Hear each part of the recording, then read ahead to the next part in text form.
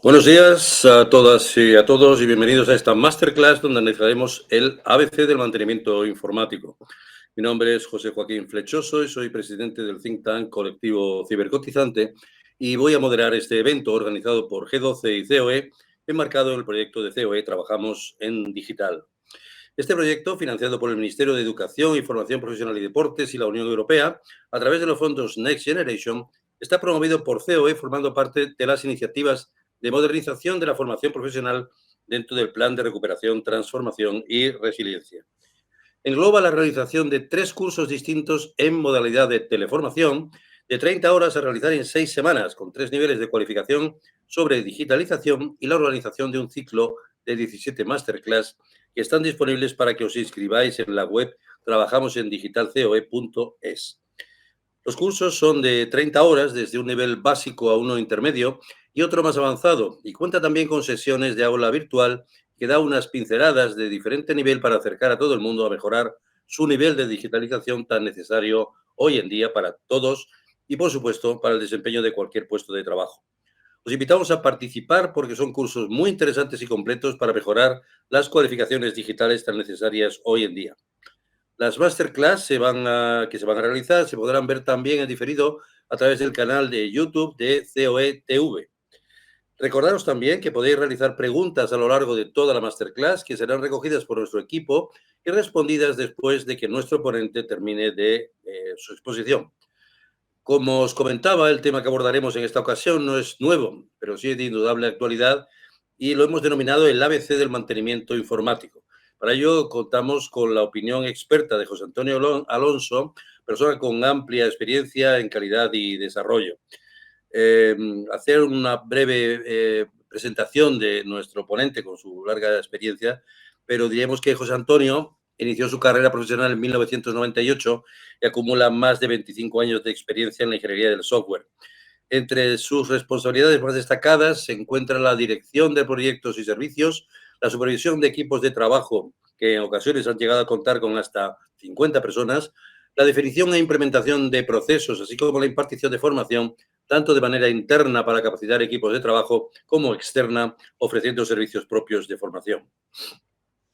Sus conocimientos y experiencia abarcan los 3 grandes pilares de la ingeniería del software. En el ámbito tecnológico posee habilidades en Java, PHP, HTML, Linux, entre otros. Además, en el ámbito de calidad y pruebas, ha desarrollado competencias en pruebas funcionales de rendimiento, análisis de código, usabilidad y accesibilidad. Yo creo que he hecho un resumen más o menos con esas pinceladas generales de tu trayectoria, José Antonio, más o menos. Perfectamente, Joaquín. Muchas gracias por tu presentación. Pues nada, te Tampoco, saludo, te doy la bienvenida y ya lo que te doy es el testigo para que empieces a contarnos tu exposición, que seguro que va a ser muy interesante. Repetimos que podéis todos ir mandando vuestras preguntas, que vamos recogiendo y al final las expondremos y las presentaremos a nuestro invitado y experto en este día. Adelante, José Antonio. perfecto, pues vamos allá. Buenos días a todos, bienvenidos a esta masterclass. Ya ha hecho Joaquín la presentación, hay poco más que decir sobre mí. Bueno, no soy yo hoy aquí lo importante, sino lo que vamos a hablar. Voy a utilizar una pequeña presentación como un apoyo visual principalmente. Pero bueno, realmente lo importante será lo que yo vaya diciendo. No tenéis tampoco tanto texto. Así que nada, bueno, pasamos con lo primero, con la primera diapositiva que tenemos preparada. Y voy a empezar lanzando una pregunta. ¿Quién es el responsable de mantener un equipo informático? ¿Quién debe de hacer esta labor o al menos perseguir que se realice? Y quien tenga que hacerlo, pues será un interesado en lo que vamos a hablar aquí precisamente hoy. ¿A quién le puede interesar esta masterclass? Bueno, pues si cambiamos la pregunta y en lugar de preguntarnos quién debe mantener un equipo informático, nos preguntásemos quién debe mantener nuestro vehículo, pues seguramente que todos vosotros pensaréis claramente pues que nosotros mismos somos los que inflamos nuestros neumáticos y mantenemos limpio todos los elementos de visibilidad y por supuesto somos nosotros como conductores los que reaccionamos a los distintos pilotos, avisos y demás que nos da nuestro propio aparato, en este coche, en este caso el coche, el vehículo. Y efectivamente, con un sistema informático ocurre lo mismo. El primer responsable del mantenimiento es el usuario, somos nosotros. Así que, bueno, lo que vamos a hablar aquí hoy lo vamos a enfocar desde el punto de vista de un usuario que no tiene por qué ser un técnico informático. ¿Qué podemos hacer nosotros como usuarios para mantener durante el mayor tiempo posible el rendimiento y la capacidad de nuestro equipo, ¿no? En perfectas condiciones de uso? Eso va a ser lo que vamos a hablar hoy. Espero que sea interesante para todos. Así que, bueno, entramos en materia, pasamos a la siguiente diapositiva. Sobre la arquitectura básica de un sistema de información. Básico y fundamental si queremos entender cómo mantener un equipo, comprender a grandes rasgos cómo funciona y cuáles son sus partes fundamentales, ¿no? Según lo que en cada momento esté fallando o esté funcionando un poco más lento, podremos entender lo que está ocurriendo si conocemos este funcionamiento. En un equipo informático tenemos una gran parte que podríamos llamar el núcleo, la parte fundamental y que todo sistema tiene, que son estos tres elementos que veis en la presentación. La CPU o procesador. La CPU es algo más que el mero procesador, pero lo podemos casi identificar. La memoria principal y la memoria secundaria. El procesador va a ser donde todo ocurre, donde se están ejecutando las cosas y es, digamos, la parte, entre comillas, la más importante, ¿no? Donde se están ejecutando las instrucciones. Los parámetros con los que podemos catalogar o especificar un procesador fundamentalmente son su velocidad en cuanto a el ritmo en el que va ejecutando las operaciones, que es este dato en gigahercios que nos suelen dar los fabricantes. Un dato de 2,8 gigahercios, pues serían 2,8 millones de clics de reloj en cada segundo, y eso se equipara casi con 2,8 millones de instrucciones que ejecutan cada segundo. Y luego un número de núcleos. ¿Qué es esto de los núcleos en un procesador? Pues sería casi como el número de procesadores. Actualmente los procesadores son capaces de ejecutar varias cosas a la vez y digamos que este es nuestro número de núcleo. Que tengamos un equipo con más núcleos, pues va a tener más rendimiento, obviamente. El segundo elemento, la memoria principal o normalmente llamada simplemente memoria, es un elemento igual de importante que la CPU. Siempre incidimos mucho en el rendimiento de la CPU, pero realmente la CPU para poder trabajar necesita cargar instrucciones, necesita manipular datos que son temporales. Digamos, si pensásemos que un ordenador piensa, pues serían los datos sobre los que está pensando, ¿no? Entonces, la memoria es algo también fundamental en un equipo. La memoria se caracteriza fundamentalmente por su capacidad, que es este valor en gigabytes que normalmente vemos, que en un equipo actual pues serían 2 gigabytes, 8, 16. Nos moveríamos en esos parámetros. Y luego la tecnología con la que transfiere los datos y la cantidad de datos que transfiere en cada momento, que esto es lo que vamos a ver siempre como la versión DDR que utiliza esa memoria. Actualmente un DDR4 sería un parámetro bastante correcto. Existen equipos ya con DDR5. Y finalmente, dentro de este núcleo, la memoria secundaria. Cada vez que apagamos un equipo, la memoria, que es sobre lo que está trabajando nuestra CPU, se borra. Entonces, oye, queremos mantener la información. Y para eso está esta memoria secundaria, a veces llamada disco. Bueno, a veces no. Casi siempre llamada disco simplemente. Actualmente se utilizan los llamados, entre comillas, discos SSD, que no son discos. No hay una parte circular que dé vueltas, ¿no? Que es lo que le daba nombre al disco duro tradicionalmente, al HD, ¿no? Estas son las partes más importantes de un sistema. Luego están los periféricos que nos permiten comunicarnos con él, teclado, ratón, pantalla, por supuesto, y otros elementos como una impresora, un lector de tarjetas y demás. Y luego, muy importante, que de esto vamos a incidir mucho sobre la presentación de hoy porque tiene mucho que ver con el rendimiento, va a ser el software. Todo esto que he explicado antes es para soportar nuestros programas y soportar nuestra información. Así que ahí tendremos que incidir bastante. Bueno, pasamos al siguiente punto ¿no? Que son las condiciones de uso que tenéis aquí. No quiero entrar en mucho detalle de cuáles son, ¿vale? Las tenéis aquí escritas.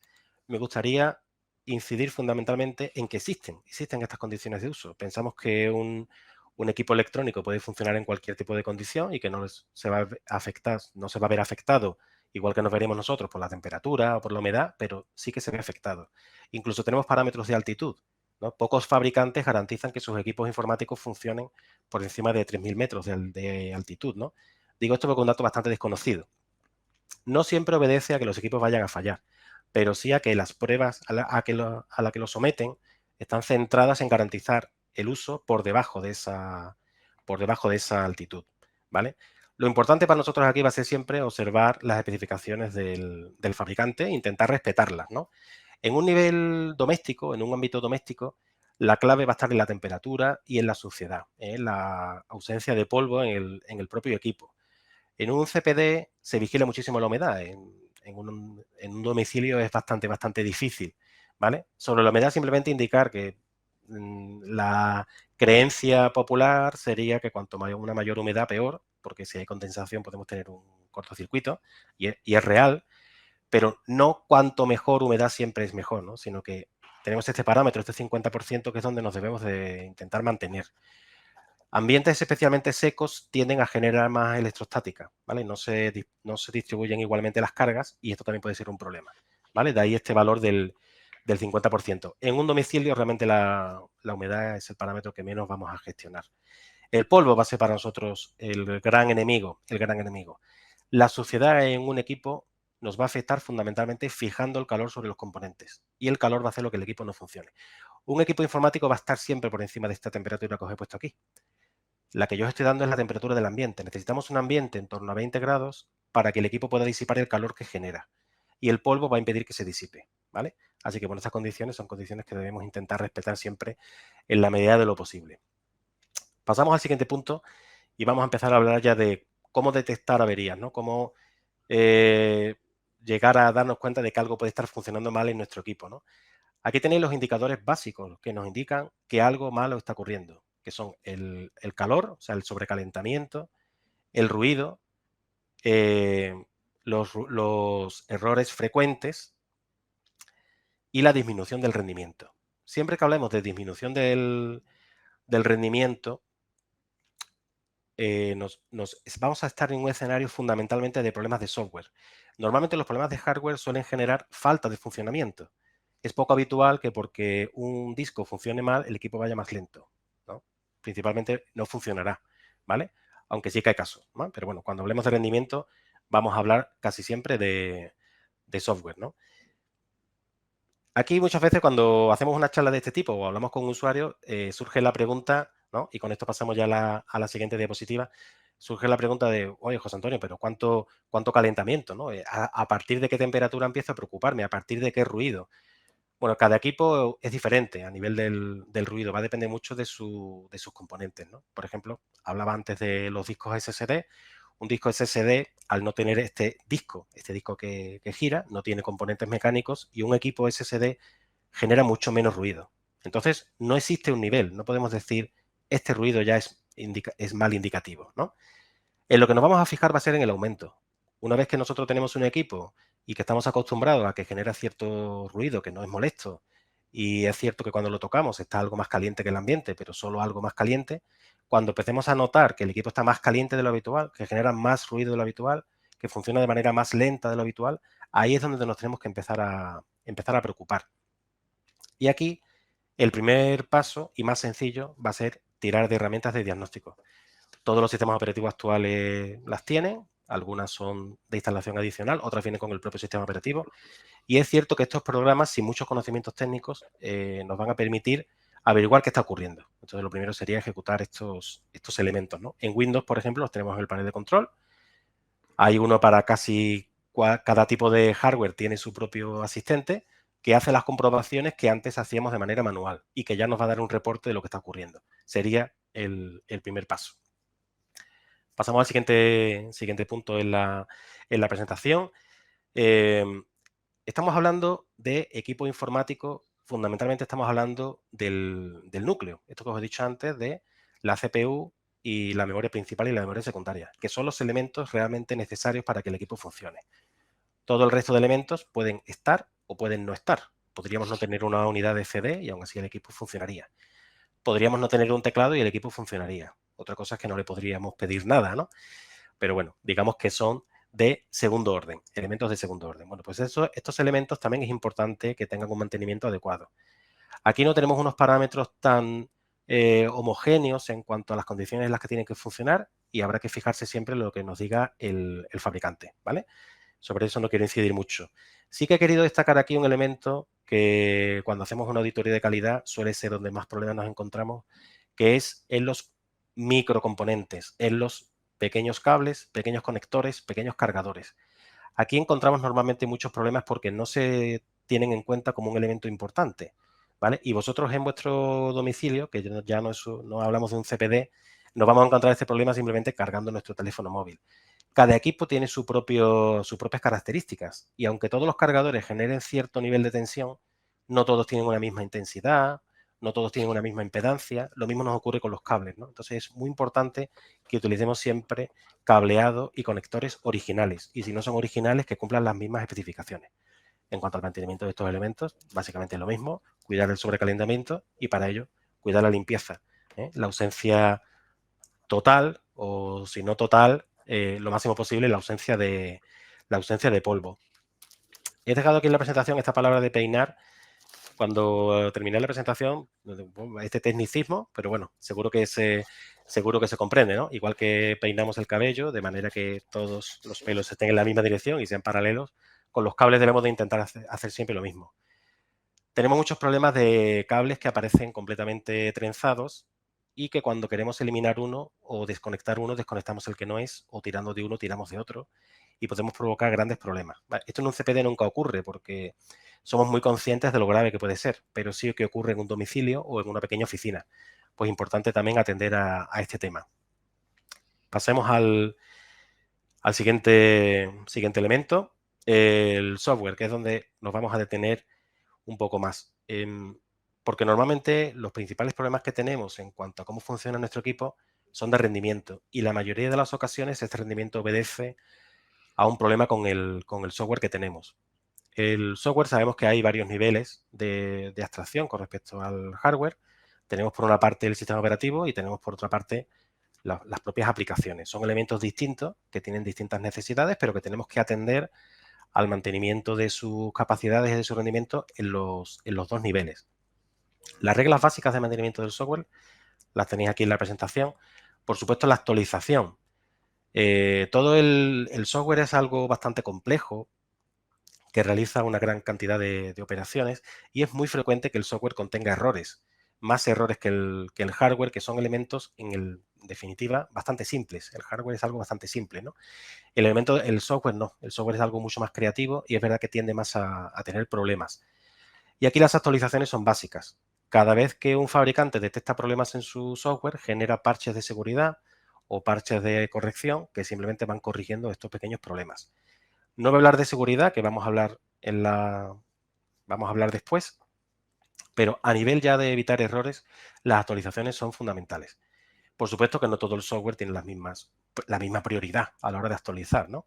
El sistema operativo va a ser para nosotros la gran piedra de choque, ¿no? Donde vamos siempre a asegurarnos de que haya una actualización constante, va a ser en el sistema operativo. Va a ser una manera de evitar muchísimos errores y de mantener el propio rendimiento del equipo. Reglas también importantes, mantener instalado el software que realmente estamos utilizando. No en este momento, no quiere decir que todos los días vayamos a desinstalar y actualizar software, ¿no? Pero si tenemos un programa que realmente ya no estamos utilizando y que puede que no usemos en meses o incluso que nunca más lo volvamos a utilizar, pues ese programa es como ese jarrón que tenemos en el salón, que dado que está ahí, pues se ensucia, hay que limpiarlo. Cuando tenemos que hacer algo tenemos que moverlo. O sea que todas las posesiones que tengamos, todo lo que tengamos a nuestro alcance siempre va a requerir de nuestra gestión. Entonces esos programas que realmente no estamos utilizando es mejor eliminarlos. Normalmente el espacio en el disco no afecta directamente al rendimiento, siempre que mantengamos un espacio disponible suficiente para que el equipo haga su paginación y haga su funcionamiento habitual, ¿vale? Aún así, la recomendación sigue siendo que el software que ya no utilizamos, que lo eliminemos, ¿vale? Aún más importante es mantener en ejecución los programas que sí que estamos utilizando en este momento. Muchos usuarios tienden a pensar que por tener todos los programas abiertos va a ser más rápido cambiar entre ellos. Y es cierto, si no estoy navegando pero tengo el navegador abierto, en cuanto que cambie de aplicación tendré el navegador ya cargado. Parece que estoy ganando tiempo, pero ese navegador que está encendido, digamos, que está cargado en memoria, está consumiendo memoria, que es un recurso muy limitado y muy necesario, y está consumiendo tiempo en nuestra CPU. Aunque nosotros no estemos haciendo nada con él, él siempre va a estar haciendo alguna operación. Con lo cual, vamos a cambiar de aplicación de manera más rápida, pero vamos a penalizar el rendimiento general del equipo. Por eso es muy importante que intentemos siempre los programas que no estemos utilizándolo, tenerlos desactivados. Ir cerrando conforme vayamos terminando, ¿vale? No hay que llevar esto al extremo, no quiere decir que esté navegando por internet y si quiero apuntarme algo, me abro el documento en el que lo apunto y lo cierro. Bueno, lo puedo dejar ahí abierto porque estoy navegando y a la vez apuntando cosas, ¿no? Puede tener esos dos programas abiertos, ¿no? Bueno, creo que se entiende, ¿no?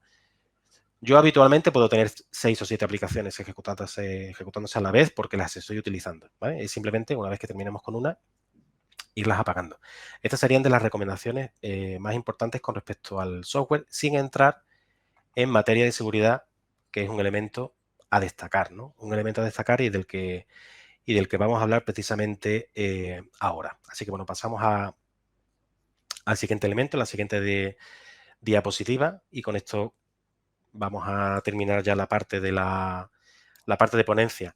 El tema de la seguridad de la información que mantenemos en nuestro equipo. Un tema, bueno, no me atrevería a decir el más importante, pero posiblemente sí, posiblemente sea lo más importante, ¿no? Nuestra información es más importante que nuestro equipo. Reemplazar un equipo es algo que tiene simplemente un coste económico que pueden ser 500 o 3.000 euros, pero es un coste económico. Reemplazar la información que hemos generado durante nuestra vida es algo completamente imposible si la perdemos. Por eso es el elemento que más debemos de cuidar. Las claves para evitar una pérdida de información las tenéis aquí en la presentación. Podríamos hacer más cosas, pero esto es clave, esto es lo esencial, que son la propia actualización de la que ya hemos hablado, el contar con software de seguridad apropiado, en este caso un antivirus, y tener una copia de seguridad. La actualización es vital que sea constante. A nivel de seguridad es de lo que más parches se generan, ¿no? Habitualmente. Entonces, nuestro sistema operativo debe estar actualizado siempre al día. Podríamos decir que todas las aplicaciones nos interesa tenerlas actualizadas al día, pero no todas son igual de importantes. Lo más importante es el sistema operativo. Dado que gobierna nuestro equipo y, entre otras cosas, gobierna los permisos y las operaciones que pueden hacer los programas, mantenerlo en condiciones de seguridad es vital para que en caso de que tengamos un ataque, que tengamos un virus, tenga un menor impacto. Entonces, el sistema operativo es lo más importante que debe estar siempre actualizado. En segundo lugar, tendríamos el propio software de seguridad. Si tenemos un antivirus, este antivirus también debe de estar actualizado de manera constante. Los antivirus se deben actualizar tanto porque puedan tener errores y vulnerabilidades, igual que ocurre con el sistema operativo, que por cierto, voy a hacer un pequeño inciso, a veces vemos esta palabra vulnerabilidad y la confundimos con un error. Han sacado un nuevo parche de Windows que corrige ciertas vulnerabilidades. Oye, pues eran cosas que estaban mal hechas, errores. No, una vulnerabilidad no tiene por qué ser un error. Una vulnerabilidad es un elemento que no está correctamente protegido. Por tanto, es más fácil atacarlo, pero su funcionamiento podría ser correcto, ¿vale? Bueno, hecho este inciso, con los antivirus ocurre algo parecido. Los antivirus tienen vulnerabilidades o faltas de capacidad a la hora de detectar virus. Es importante que se actualicen. Y aparte es fundamental que se actualicen porque los antivirus detectan a los virus fundamentalmente porque los conocen. Conociendo cómo es un virus, puedo encontrarlo. Curiosamente, algo muy similar a cómo funciona el organismo humano o de cualquier animal, ¿no? Que conoce las cadenas genéticas de los distintos virus y por eso reaccionan a ellos, ¿no? Por eso existen las vacunas y por eso tenemos que pasar a ciertas enfermedades al menos una vez, ¿no? Bueno, en el ordenador, para no tener que pasarla, es nuestro antivirus el que tiene toda esa información. Dado que todos los días surgen virus nuevos, pues todos los días nuestro antivirus tendrá algo que actualizar. En tercer nivel, después del antivirus, el otro elemento a actualizar de manera prácticamente constante serían las aplicaciones que se conectan con Internet. Dado que nuestro Word, en el que escribimos documentos, no es una aplicación que esté siempre conectada a Internet, es más difícil que nos ataquen a través de Word. Podríamos recibir un ataque a través del navegador, que sí que está conectado a Internet constantemente, ¿no? Entonces, los navegadores, clientes de correo electrónico, sería el tercer paquete en prioridad a la hora de actualizarlo. Y luego tendríamos todas las aplicaciones. Todas las aplicaciones merecen la pena mantenerlas actualizadas. Todas las aplicaciones pueden tener vulnerabilidades, ¿no? Simplemente las prioridades serían estas que os estoy marcando. ¿Qué debe hacer un usuario? Pregunta que nos encontramos muchas veces cuando hacemos una consultoría. ¿Qué tenemos que hacer los usuarios para asegurar que esto se actualice? Tenemos que estar entrando en los portales de estas aplicaciones constantemente. Bueno, todas estas aplicaciones de fábrica están preparadas para que se actualicen solas. El sistema operativo se actualiza solo, tanto Windows como Mac, como todas las distribuciones de Linux tienen actualizaciones constantes y automáticas, igualmente los antivirus, igualmente los navegadores y muchas aplicaciones. No todas, pero los navegadores, los clientes de correo electrónico, precisamente por esto tienen esta capacidad. Nosotros simplemente lo que tenemos que hacer como usuarios es jamás desactivar estas actualizaciones. A veces recibimos mensajes erróneos en este sentido de para las actualizaciones para de esta manera ganar tiempo, ganar rendimiento, pues jamás debemos de hacer esto, ¿no? Sería suficiente, en el caso al menos de Windows, pues una vez a la semana, cada 15 días, pues en el panel de control comprobar que la última vez que se comprobaron las actualizaciones fue ayer, máximo. Si entramos en el panel de control, en la parte de actualizaciones, y vemos que hace una semana que el equipo no comprueba actualizaciones, ahí es que algo no está funcionando, ¿no? Ahí tendríamos que asegurarnos de que estén activadas. Esto respecto a la actualización, respecto al antivirus, poco que hablar, es fundamental, tenemos que tenerlo. Oye, afecta al rendimiento. Oye, si tengo un antivirus, el equipo va a ir un poco más lento. Sí, y si vas conduciendo, puede que el cinturón de seguridad te impida un poco moverte, pero puede salvar tu vida y aquí el antivirus va a ocurrir lo mismo. Salvarnos de un desastre, recuperarnos de un desastre informático va a ser siempre mucho más costoso que el rendimiento que vamos a perder con el antivirus activo. Así que el antivirus debe estar siempre activo. Los antivirus gratuitos, muchos de ellos son más que suficientes, ¿vale? Cuando hablo de tener un antivirus de cierta calidad, no estamos hablando necesariamente de una opción de pago, ¿vale? Y por último, la copia de seguridad. La copia de seguridad normalmente es la parte que menos hacemos. Pocos usuarios realmente en sus domicilios tienen una política de backup correcta y completa y mucho menos exhaustiva. Y es un elemento muy, muy, muy importante. Así que, bueno, querría llamaros la atención a todos. Empezad a hacer copias de vuestros datos. Es lo más valioso que tenéis. Y la única manera de recuperarlos, efectivamente, es tenerlos copiados. En un entorno corporativo es igualmente importante, pero normalmente son los equipos de informática, los equipos del área TIC, los que se encargan de que haya copias, al menos, de los datos que están centralizados en los servidores. Y luego hay, por otra parte, una política de que los usuarios traten de no tener información importante en sus propios equipos y que prácticamente toda la información la tengan siempre compartida. Y bueno, hasta aquí el contenido que tenía preparado para la masterclass de hoy. Espero que os haya servido, que os haya resultado interesante. Y ahora, por supuesto, pues cualquier pregunta que tengáis, Joaquín, tú también, si quieres que hablemos más sobre este tema y que profundicemos, Sí. estoy a tu disposición. Gracias, José Antonio. Muy interesante todo lo que has contado. Yo tomo nota de varias cosas que te quiero preguntar porque creo que son comunes. Pero recordamos a todas las personas que están conectadas que a través del chat pueden mandarnos las preguntas y posteriormente a este coloquio que vamos a establecer José Antonio y yo, pasaremos a contestarlas. Bueno, a contestarlas él, que es el experto. Yo simplemente a darle paso con las preguntas que vaya haciendo. Oye, yo quería hacer una pregunta porque sobre este tema se ha hablado de las copias de seguridad, de las actualizaciones y tal. Hay personas que piensan que cada vez que actualizo, pues me estoy quedando con menos espacio en el disco, prefiero no actualizar, prefiero que no hacer estas copias. ¿Qué consideras tú que puede ser, digamos, el punto de control límite? Es decir, me faltan no sé cuántas gigas para llenar el disco y debería ya de parar porque voy a tener algún problema. ¿Me recomiendas algo al respecto? Bueno, pues buena pregunta, Joaquín. Es Como que yo me la decía, hago, esa pregunta me la hago yo muchas veces. pues te la voy a contestar a ti, ¿no? Bueno, entiendo que a lo mejor algún usuario se hace Espero que sí, que alguien más, sí. alguna similar, ¿no?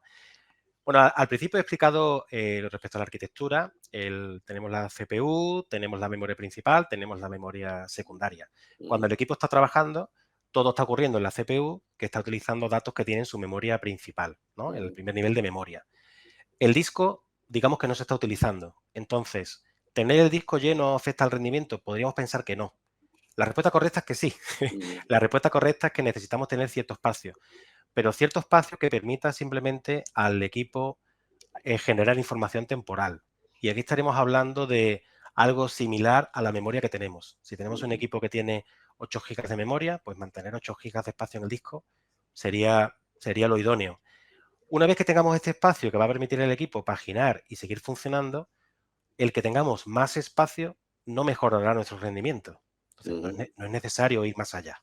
No sé si con esto contesto a tu... Sí, sí, no, perfecto, no, por eso esos 8 gigas que entiendo que puede ser el punto límite, ¿no? Para actuar. Podría ser. Podría ser, más o menos. Bueno, siempre que Bueno, estas vale. cosas, Hombre, claro, depende mucho del contexto concreto, ¿no? Pero obviamente, a obviamente. nivel usuario es un dato que nos puede parecer válido, sí. Obviamente. Oye, y luego hablabas de la limpieza del equipo. Me parece muy, muy interesante ese tema. Y nosotros cuando tenemos que abrir de pronto el ordenador por lo que sea, porque esto es, yo a veces levanto el capó del motor del coche, lo miro y yo creo que nos miramos mutuamente y decimos, ¿qué quieres? Yo no sé nada del motor del coche y él tampoco sabe nada de mi vida. Pero en este caso lo que encontramos es un montón de pelusa. Hay que de vez en cuando abrir, quitar esa pelusa para que el ventilador funcione mejor. ¿Recomiendas tú de vez en cuando abrir y hacer ese pequeño mantenimiento doméstico de quitar esa acumulación de suciedad que hay dentro de los equipos? Efectivamente, en un entorno más o menos limpio, cada 2 meses, 2, 3 meses, habría que limpiar el equipo muy bien por fuera y cada 6 meses habría que limpiarlo por dentro. Esto con un ambiente medianamente limpio. Claro, quien tenga un equipo, quien sea arquitecto y lleve el equipo a una obra, Claro. evidentemente tendrá que limpiar más, ¿no? ¿Qué ocurre con la pelusa que tú estabas diciendo? Muy buena pregunta, por cierto. Los equipos están fabricados con materiales que disipan su calor. Entonces ellos generan calor, el calor pasa al aire y luego la ventilación va a hacer que ese aire, una vez que circula, disminuya la temperatura dentro del equipo. Esto es algo vital. Sin embargo, todo ese trabajo que se ha hecho en buscar materiales que disipen el calor es un trabajo baldío si luego ese material está cubierto de polvo. El material sólido de esta suciedad va a fijar la temperatura. Entonces es muy importante que se retire internamente, ¿no? La suciedad fuera del equipo no afecta directamente ni al rendimiento ni al sobrecalentamiento. Lo que ocurre es que la suciedad que está fuera del equipo es la que luego entra. Por eso intenta Eso es. mantenerlo por fuera, ¿no? Mantenerlo bien ventilado. También, no me lo has preguntado directamente, pero también sería importante mantener el equipo que tenga una buena ventilación alrededor. Si nos vamos a nivel doméstico, esto en una oficina no ocurre, pero a nivel doméstico es frecuente ver que alguien utiliza un ordenador, por ejemplo, en una cama. Bueno, pues el ordenador se va a hundir en esa colcha, en ese colchón, se va a hundir y van a quedar cerradas todas sus salidas de ventilación. Esto tampoco debemos hacerlo, ¿vale? Por el tema del sobrecalentamiento. Respecto a eliminar la pelusa que tú decías, concretando aquí, muy importante que aunque sí que debemos hacerlo, pero debemos hacerlo con mucho cuidado. Jamás utilizar algún tipo de trapo o algún tipo de fibra que se pueda quedar enganchado a los componentes. Claro. Lo más efectivo es el aire soplado. Otra opción es el aire aspirado. A nivel doméstico, creo que aspirar sería lo más idóneo. A nivel industrial y en CPD se utilizan mejor sopladores, es verdad que son más efectivos. Porque, claro, lo que eliminamos con el soplador, luego habrá que limpiarlo fuera. Efectivamente, Por eso a nivel efectivamente. doméstico la aspiración sería quizás lo mejor.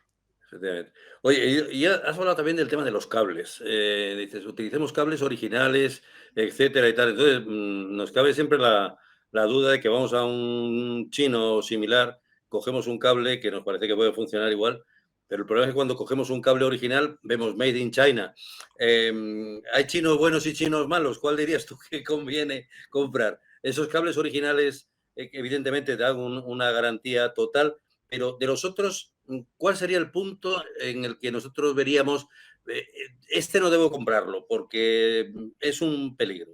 ¿Qué nos dirías al respecto? Bueno, es complicado saber realmente, sin tener especificaciones, si ese cable va a ser válido o no. Entonces, chinos buenos, chinos malos, cables chinos me Una forma de refiero, hablar. no a personas chinas.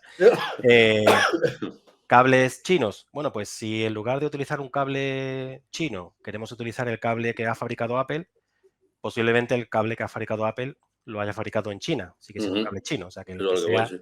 el que sea o no sea chino sería lo de menos. Los cables tienen especificaciones en cuanto a fundamentalmente la impedancia que tienen, la resistencia que ofrecen y es un valor importante. Entonces, la recomendación sigue siendo la misma. Debemos de intentar utilizar los originales y si no tenemos los originales, reemplazarlos por unos equivalentes. ¿Equivalentes qué quiere decir? Pues si este cable lo fabricaba tal empresa, pues el mismo cable es fabricado por la misma empresa. Sería la única manera de tener una garantía total. Normalmente el cableado no va a producir un deterioro inmediato en el equipo. Va a ser algo un poco más a medio y largo plazo. pero aún así, si es un equipo para nosotros importante, deberíamos de cuidarlo. Podemos hacer una pequeña prueba en casa. Podéis descargar en el móvil, hay muchas aplicaciones que os permiten ver en tiempo más o menos real el consumo y también la tensión que está entrando por el propio cargador. Bueno, pues Claro. podéis hacer la prueba de poner el móvil a cargar, ver más o menos qué valores de intensidad nos está dando y ahora quitarle el cable y poner otro. Otro cable que también sea USB, con los mismos conectores, por supuesto, jamás un cable que no, que no vaya a conectar, ¿no? Pero cambiando de cable ya vamos a ver que es diferente e incluso va a ser algo diferente desde un cable nuevo a un cable ya utilizado, ¿vale? Es algo importante a tener en cuenta. Fenomenal. Bueno, tú en la charla al principio hablabas de que evidentemente es el usuario el que es el responsable del mantenimiento y tal. Hablamos de un PC doméstico, un PC de trabajo. ¿Realmente no sería necesario también tener, digamos, el respaldo de algún técnico profesional o, digamos, un médico de cabecera que fuera el técnico que nos echara una mano y nos diera estos mismos consejos que has dado tú, pero, en fin, para poderlo tener cerca? ¿Qué consideras tú necesario al respecto? Hablas del cuñado avispado, ¿no? Este cuñado Por ejemplo, con el que no discutes, con el que no que nos discutes en Navidad, por arregla lo menos, ¿no? el Porque ordenador. si no, en Navidad te la monta y te dice, no, es que tú estás haciendo todo mal, chicos. Entonces, Correcto, bastante típico. Bueno, yo no estoy diciendo que ya no haga falta los técnicos. Antes puse el ejemplo del vehículo. Igualmente nosotros hacemos una primera operación de mantener nuestro vehículo en un estado correcto, pero ante una avería llevamos el equipo al taller. No estoy diciendo que nos olvidemos de esto. Mira, te quiero contar una pequeña anécdota o un chiste. Implantando ITIL en la Junta de Andalucía, recuerdo un chiste que se contaba mucho en microinformática de cuál es el periférico que da más problemas, ¿no? El que genera más incidencias, ¿no? ¿Es el CD? ¿Es la impresora? Bueno, pues el periférico que más problemas da es el usuario. Si quitas el usuario, eliminas los problemas, ¿no? Fijaos un poco la mentalidad que hay detrás de esto, ¿no? Oye, si quitamos los usuarios, quitamos los equipos y nos vamos a casa y cerramos la empresa. Y concretamente el equipo de microinformática ya no hay trabajo, ¿no? ¿Cómo vamos a quitar el usuario? Todo lo contrario. Todo lo contrario. Lo que tenemos que hacer es formar al usuario, porque el usuario no nos da problemas porque sea una persona problemática o porque sea una persona con malas intenciones. Es una persona que tiene poca formación. Entonces, iniciativas como esta propia masterclass a nivel pequeño y, por supuesto, todo el trabajo que se está haciendo en Trabajamos en Digital, creo que es fundamental para lograr que los usuarios tengan este pequeño conocimiento que va a hacer que mantengan su equipo de una manera un poco más idónea y, por supuesto, que sepan interpretar lo que está ocurriendo. Creo que eso es algo, bueno, pues fundamental, ¿no? Y de hecho, en la propia Junta de Andalucía, esto fue al final lo que hicimos, formar a los usuarios, no eliminarlos, no desconectarlos, ¿no? Por supuesto. Oye, también con respecto al tema de utilizar programas open source, ¿cómo ves tú esto? ¿Crees que es recomendable o no? Pues si no tuviésemos programas open source, no tendríamos, por ejemplo, Apache, no tendríamos Moodle y no estaríamos aquí hoy conectados. No tendríamos cierto soporte de conectividad en Windows, no lo tendríamos si no tuviésemos iniciativas open source. Así que, por supuesto, que son fundamentales, ¿no? Son fundamentales. Cuando he hablado de utilizar software original, me estaba refiriendo fundamentalmente a no descargar el software desde otras fuentes. Por ejemplo, Correcto. voy a utilizar el Word y el Word es un programa original, en este caso no es open source. O sea, es original no porque no sea open source, sino que es verdad que tiene un fabricante, pero no lo voy a descargar de la página de Microsoft. Lo voy a descargar de esta otra que me han dicho que además es gratis, ¿no? Claro. Será el Word, será solo el Word. Con los programas open source ocurre algo parecido. Si necesitamos el servidor web de Apache o si necesitamos el Tomcat, que también inició en Apache, pues lo vamos a descargar de la web de Apache, no lo vamos a descargar de otra. A eso me refería con original, ¿no? Con obtenerlo del lugar en el que se ha desarrollado. Bueno, hemos dado un buen repaso y ahora yo creo que debemos de dar paso a aquellos oyentes que nos están mandando preguntas, porque veo que ya en el chat tenemos algunas. José Antonio, te las voy a ir pasando y tú vas comentando. Nos dice Beltrán Perles, ¿qué papel tendría blockchain en la protección de datos o de información compartida en un entorno corporativo? Buena pregunta, buena pregunta. Ha empezado fuerte, los oyentes y Eso seguidores. es que tenemos oyentes fuertes, lo cual es bueno. Sí, sí. Bueno, no podemos entrar en mucho detalle de blockchain que nos daría para Sin un duda, otra masterclass curso enorme. semanal Sí, o sí, 15 sí, días, ¿no? sí. Concretamente, por cierto, dentro de la iniciativa de Trabajamos en Digital es un módulo formativo el tema de blockchain, así que si tenéis interés, ahí tenéis la oportunidad. Entiendo que la pregunta va un poco porque cuando hablamos de un entorno de blockchain, la información está compartida. Y si la información está compartida, pues de alguna manera tenemos un problema de que alguien acceda a esa seguridad, ¿no? En un entorno blockchain realmente la información está cifrada. Son los distintos nodos son los que la conocen, no los demás. Y toda la información que circula por Internet, de alguna manera, también está disponible, simplemente que esté cifrada, ¿vale? Aquí lo importante es que para que funcione una transacción o una colaboración vía blockchain, se deben de compartir los datos que son necesarios. Si yo quiero saber dónde está mi paquete que ha enviado no sé qué empresa a través de Amazon, pues la información de dónde está el paquete tendrá que estar entre la información compartida, ¿no? La información sobre la edad de mis hijos, pues no es necesaria para el paquete, no tendrá que estar ahí, ¿no? Sería el enfoque, creo yo. De todas formas, ya os digo que si queréis saber algo más de blockchain, ahí tenéis directamente el curso a vuestra disposición. Muy bien, hay que venderse, evidentemente que sí. Vamos a ver, Elena Barrios comienza sobre todo dándote las gracias por la exposición tan clara, lo cual yo también comparto plenamente con Elena. Y nos pregunta lo siguiente, ¿qué antivirus gratuitos nos puedes recomendar? Bueno, en sesiones de este tipo yo siempre parto con una premisa clara de no hacer publicidad. Entonces, bueno, no me gusta hablar de productos muy específicos. He hablado antes de Apache y he mencionado Tomcat, que son iniciativas open source y que no hay ningún interés económico por detrás, ¿no? Entonces, aquí a la hora de hablar de productos, pues voy a intentar decir varios, sin decir que uno sea mejor que otro, ¿vale? Pero los Kaspersky, los Avast, por ejemplo, los AVG, son Avira, es también otro fabricante. Todos estos son un poco del estilo. Algunos tienen alguna mejora sobre algún aspecto y otros tienen una mejora sobre otro, con lo cual no solo no digo cuál es el mejor por no hacer entrar en publicidad, sino que es verdad que es difícil decir este es mejor. Pero son todos válidos. Por cierto, cambiando un poco la pregunta, pero hablando de antivirus gratuitos, actualmente en un entorno Windows ya el antivirus que viene de fábrica es de cierta calidad. Efectivamente. Antiguamente instalábamos Windows. Oye, paso número 1, voy a instalar el Office. No, lo primero pongo un antivirus, o sea, no te quedes con lo que trae, que eso no sirve para nada, ¿no? Pero ya no es la situación actual. El antivirus gratuito de Windows, el que incorpora, ya son antivirus que tiene calidad y con ese a nivel doméstico podríamos seguir trabajando perfectamente. María Begoña Artigas Langa, una pregunta muy larga, pero también dice que ha sido muy interesante. Vamos bien, José Antonio. Creo que las personas que se han conectado están aprovechando bien todos tus magníficos consejos. Nos dice, ¿es posible que por una subida de tensión se estropee el cable de alimentación del ordenador portátil y se apague por completo? Y dice, a pesar de estar conectado a una regleta de protección. Y también pregunta que, ¿y si la instalación eléctrica del espacio es anticuada, también puede influir? Bueno, respecto a lo último, una instalación anticuada, digamos que sí, no tendría por qué. Hemos hablado hoy precisamente de mantenimiento. Vamos a intentar mantener estos sistemas informáticos para que durante el mayor tiempo posible mantenga sus capacidades. Esto lo podríamos extrapolar a cualquier ámbito. Nuestra instalación eléctrica ocurre lo mismo. Si no hay ningún tipo de mantenimiento y ha ocurrido algún problema, alguna humedad y se han deteriorado los cables, si tenemos una invasión de algún tipo de roedor, que esto para los cables es lo peor, pues evidentemente nuestra instalación habría que repararla.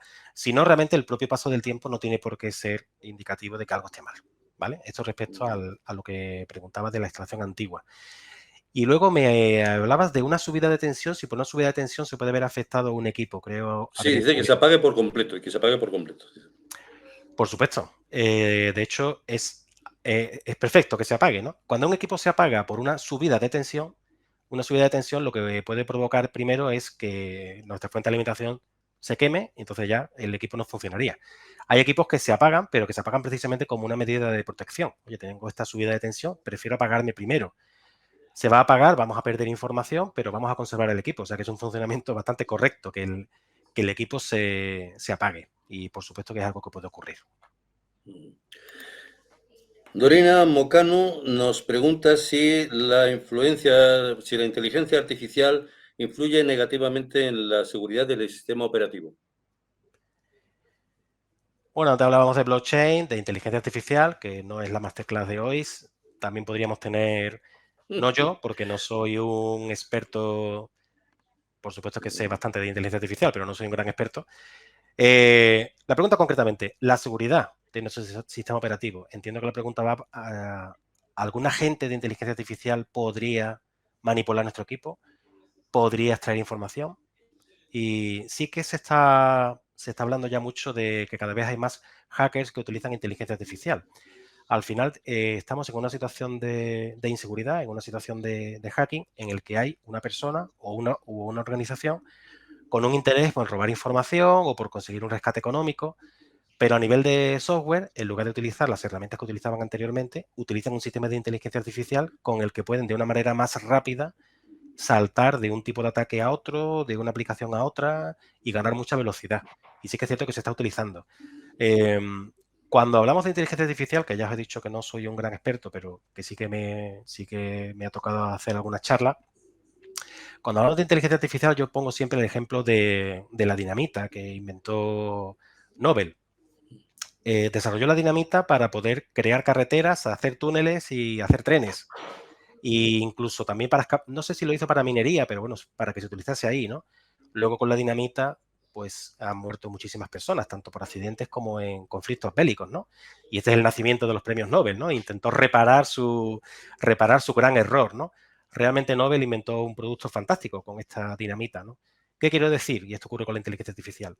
Los avances técnicos y tecnológicos son todos positivos porque nos dan grandes capacidades. Luego es el uso que hagamos de ellos. El uso es donde va a estar un poco la clave, ¿no? ¿Se puede utilizar la inteligencia artificial para temas de hacking? Pues sí, se puede. Esto es como el tema de la energía nuclear, ¿no? Exactamente igual, ¿no? Algo parecido. Cualquier avance, las redes sociales son positivas, son negativas, con personas por ahí con depresión, en fin. Sí, efectivamente. Bueno, María Picornell nos dice, buenos días, tenemos un servidor en nuestra oficina y varios equipos periféricos. Siempre nos han aconsejado que el servidor esté conectado y no lo apaguemos. ¿Es esto recomendable? Sí, la respuesta rápida es que sí. Un equipo, antes he hablado de la complejidad que tiene el software, ¿no? Es un elemento complejo que puede provocar errores, puede tener problemas, ¿no? Un momento crítico en el que suceden muchas cosas y por tanto algo puede fallar es cada vez que un equipo arranca. Entonces, en un servidor que queremos estar seguros de que sigue dando el servicio que está dando, es preferible no pasar por ese proceso. Cada vez que arrancamos es una situación en la que algo puede fallar, ¿no? Entonces, un servidor que realmente está ofreciendo siempre el mismo servicio, una vez que el servicio está arrancado, está disponible y está estable, es mejor dejarlo así que constantemente estar apagándolo. Entiendo que la recomendación que os han hecho va por ahí. Ahora, un servidor que realmente lo utilizamos 3 o 4 horas al día y que está todo el día consumiendo energía y calentándose, pues a lo mejor sí que es cierto que sería mejor apagarlo. Claro, aquí hay que ver un poco el caso. En un CPD, el uso que se haga, ¿no? el uso, Evidentemente, efectivamente. En un CPD importante, los equipos jamás se apagan. Ni los servidores, ni la electrónica de red. Jamás se apagan. Efectivamente. José Antonio Salamero, hasta ahora teníamos preguntas de mujeres, y ahora ya otra vez una pregunta de un hombre. Las mujeres están preguntando más, tienen más curiosidad, ¿no? Vamos a ver. Dice José Antonio, ¿el almacenamiento en la nube, con OneDrive, Drive, etcétera, sustituye a las copias de seguridad? Muy buena pregunta, José Antonio. Tocayo, efectivamente, tocayo. Cuando hablo de copias de seguridad, directamente yo recomiendo esta opción, tener los datos copiados en la nube. Y la pregunta más bien es la contraria. Bueno, pero esto es una barbaridad, José Antonio. Si queremos que si son datos privados, ¿cómo los voy a tener ahí en la nube, no? Bueno, seguro que Dropbox, seguro que Google, seguro que Amazon tienen mayor seguridad en sus equipos que tú en tu casa. Y tu equipo también está conectado a Internet, ¿no? O sea que no es un problema. ¿Podemos dejar de hacer copias de seguridad si tenemos los datos en la nube? Que sería tu pregunta.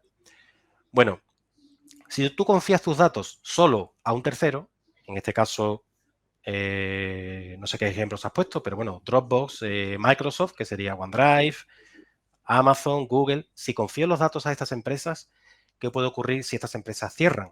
¿Vale? Alguien podría pensar, bueno, Google, ¿cómo va a cerrar Google?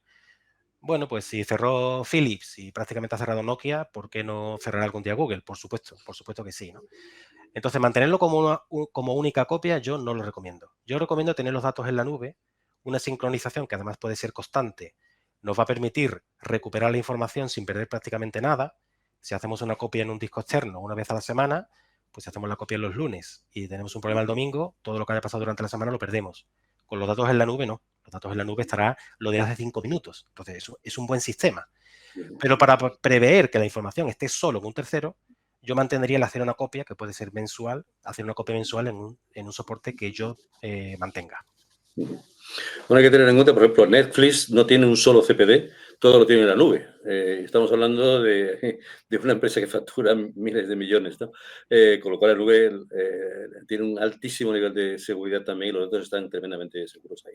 Correcto. Volvemos a una mujer. Pregunta Eva Garrido. Buenos días. Mi ordenador ya tiene unos años y va cada vez más lento. Tarda mucho en encender y apagar y en abrir los programas. ¿Qué puedo hacer para mejorarlo? Vale, buena. Esta es la pregunta que le solemos hacer a nuestro cuñado avispado. Oye, mi equipo va muy lento, ¿no? Y el otro te responde, compra algo nuevo. Es que Claro, ¿no te das cuenta que tienes que gastarte el dinero? es lo mejor, es lo mejor. Oye, Claro. volviendo al ejemplo del principio, ¿no? Oye, mi coche empieza a ir muy lento, ¿no? Pues cómprate uno nuevo. Bueno, vale, Pero hay soluciones intermedias, ¿no, José Antonio? tengo 200 euros para intentar mejorar el rendimiento de mi vehículo, pero no para comprarme uno nuevo. Bueno, un equipo informático, no por ser más antiguo, tiene que ir más lento. Fijaos que cuando hablamos de detección de averías pusimos como un parámetro el descenso del rendimiento. Que el equipo vaya cada vez más lento es indicativo de que algo está pasando. No porque sea viejo tiene que ir más lento, ¿vale? Por supuesto que un equipo que viene de fábrica que no está ejecutando nada irá más rápido que cuando ya está sincronizando nuestro Google Drive, OneDrive o Dropbox, ya tenemos un antivirus, efectivamente el rendimiento se penalizará, pero se penalizará un poco. Seguramente en tu caso, Eva, creo que te llamabas, seguramente sí. en tu caso tenemos demasiados programas que se están ejecutando.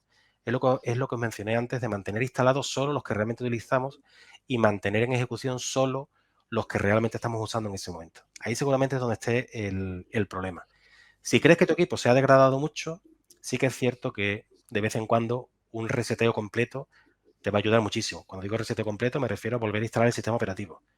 Si algo por el camino se ha deteriorado, se ha degradado, vamos a volver al estado inicial. Esto es una gran ventaja del software, ¿no? El coche, para reemplazarlo necesitamos otro coche, pero el software podemos borrarlo, descargarlo de esa memoria secundaria y volverlo a cargar y es como si estuviese nuevo. Sería una recomendación. Esto es algo que, por cierto, no se hace a nivel industrial. Un servidor no se resetea de vez en cuando para conseguir que esté bien. Sin embargo, se recomienda en las casas. Oye, ¿por qué? ¿No? Podríamos pensar, oye, ¿por qué? Lo que valga para un servidor, bueno, realmente un servicio TIC gestiona cada cambio que realiza. Antes de hacer cada cambio se planifica, se comprueba, se ve si es compatible. Eso no es lo que hacemos en casa. En casa, oye, descárgate este programa que funciona muy bien, lo instalo, parece que falla, miro en un foro, me dicen que tengo que poner tal cosa para repararlo, lo hago, no se repara, pero ya se queda ahí hecho. Entonces, es verdad que los usuarios muchas veces degradamos mucho los equipos y es bueno esta vuelta atrás. Nos quedan pocos minutos porque por eso animamos a que si alguien quiere seguir mandando preguntas, porque hay muchas por el medio, pero vamos a ver, aquí hay otra de Jorge del Río, dice, ¿cómo saber si un ordenador o un portátil pueden funcionar sin problema por encima de los 3.000 metros? ¿En qué afecta al equipo trabajar a mayor altitud? Bueno, la respuesta rápida es que no lo sé. Esta es la respuesta más rápida. Yo no sé exactamente por qué tenemos estos parámetros, pero son los fabricantes.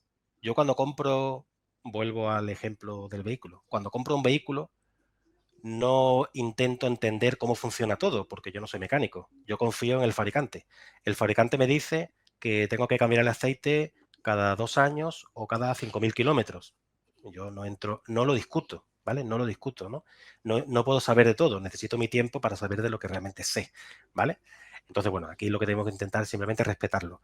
¿Qué ocurre con estos parámetros, no? Esa era la respuesta rápida, ¿no? Entrando un poco en materia, sí que es cierto que los fabricantes, cuando nos dan cierta garantía de que su equipo funciona, para hacer eso tienen que hacer ciertas pruebas. Entonces, los fabricantes someten los equipos, no los suben a 3.000 metros, pero sí los someten a la falta de presión que hay en 3.000 metros, que es como afecta realmente la altitud fundamentalmente, por una disminución de la presión, también de la gravedad, pero esto no importa mucho. Y esa disminución de la presión es lo que prueban. Entonces, oye, yo he hecho pruebas y yo sé que mi equipo a 3.000 metros funciona. Yo no he hecho pruebas de qué ocurrirá a los 4.000 y no quiero comprometerme. A 4.000 vamos a tener una menor presión, entonces hay más posibilidades de una explosión o de una expansión de algún componente que se sobrecaliente, y aparte vamos a tener menos densidad de aire, que densidad de aire y presión van parejas, y esta menor densidad también va a afectar a la ventilación y va a afectar al descenso de la temperatura. Pues ya sí que no hay tiempo para más, José Antonio. A lo mejor en la próxima masterclass hay que traer a tu cuñado, que nos ayudará también mucho. Al A tu cuñado o avispado. al mío, ¿no? A una próxima, ¿no? ¿Qué te parece? Muy bien, José Eh, Antonio, ha estado fenomenal. Gracias, gracias. Tu claridad ha sido lo más importante, porque lo importante de estas cosas es que se entiendan. Se entiende sobre todo sobre un lenguaje muy claro y muy fácil, y tú lo has hecho muy bien. ¿Eh? Muchísimas gracias. gracias a vosotros. Me gustaría terminar con una frase que pongo siempre en mis formaciones y que además afecta concretamente al mantenimiento. Dijo Abraham Lincoln, dice, dame 6 horas para talar un árbol y pasaré las 4 primeras afilando mi hacha. Y efectivamente, si no mantenemos nuestras herramientas, no podemos ser efectivos. Así que nada, ahí os dejo la recomendación. Muy buena reflexión, muy bien. Bueno, y también quiero agradecer a todas las personas que nos han estado acompañando durante esta hora, y queremos invitarles a que cubra, por favor, esta encuesta que aparece con el QR que estáis viendo en pantalla, para darnos vuestro feedback y mejorar para la realización de futuras masterclass que haremos dentro de este proyecto Trabajamos en Digital de COE, en la que estaremos encantados de volver a encontraros. Nos ayudáis muchísimo vuestro feedback, porque es muy importante para nosotros que podamos seguir mejorando y que sin duda todas estas acciones y todos estos eventos que se están organizando respondan a las necesidades que vamos identificando con vosotros. Por eso vuestros comentarios son muy importantes. Os invitamos a que sigáis la agenda de actividades que se están organizando por parte de COE. Lo podéis encontrar en la web de COE, en la sección de agenda. Ahí están publicados todos los eventos que vamos a estar realizando a lo largo de los próximos meses durante este 2024. Y atendiendo a la puntualidad máxima que hacemos siempre en estas masterclass, estamos justo al límite de las 12. Momento de despedirnos, de despedirme de todos vosotros. Muchas gracias. Os saluda José Joaquín Flechoso y hasta la próxima masterclass del mes que viene. Muchas gracias a todos. Suerte. Gracias.